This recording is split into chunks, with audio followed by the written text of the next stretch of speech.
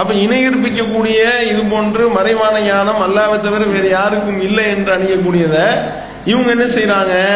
இப்படிப்பட்ட வாசகங்கள் வழியாக. அதே மாதிரி பாருங்க, ஒரு வீட்டுக்கு விருந்தினர் வர்றாங்க, வந்தவனே சொல்லுவாங்க, இன்னைக்கு காலையில காக்கா கத்துச்சு, அப்பயே நான் நினைச்சேன் இந்த மாதிரி வந்துகிட்டு வீட்டுக்கு விருந்தாடி வர போறாங்கன்னு.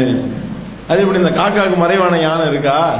அந்த காக்காவுக்கு தெரியுமா இந்த மாதிரி வந்துகிட்டு? நம்ம இப்ப உதாரணத்துக்கு ராமநாதபுரத்துல இருந்து முத்துப்பேட்டைக்கு ஒருத்தவர் வர்றாருன்னு வைங்க, அந்த காக்கா நம்ம உங்களுடைய வீட்டிலேயே முதல்லயே போய் பார்த்து அவர் வண்டியில கிளம்பும் பொழுது வேகமா பறந்து வந்து நம்ம கொல்லப்புறத்துல நின்றுகிட்டு காக்கான்னு கத்திட்டு போன மாதிரி பேசுகின்றாரு.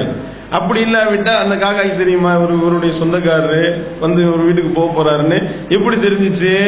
அப்ப மறைவான ஞானம் அந்த காக்காக்கு இருக்கா? அப்ப என்ன, காக்கா கத்தனதை வச்சு கண்டுபிடிப்பாங்க நம்ம காக்காக்கு எல்லாம் தெரிஞ்ச மாதிரி.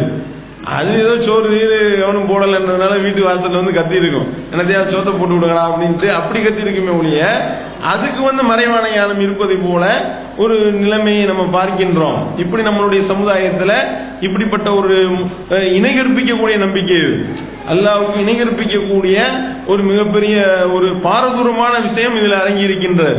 இது சர்வசாதாரணமா நம்மளுடைய பேச்சில் இருக்கக்கூடியதை நம்ம பார்க்கின்றோம்.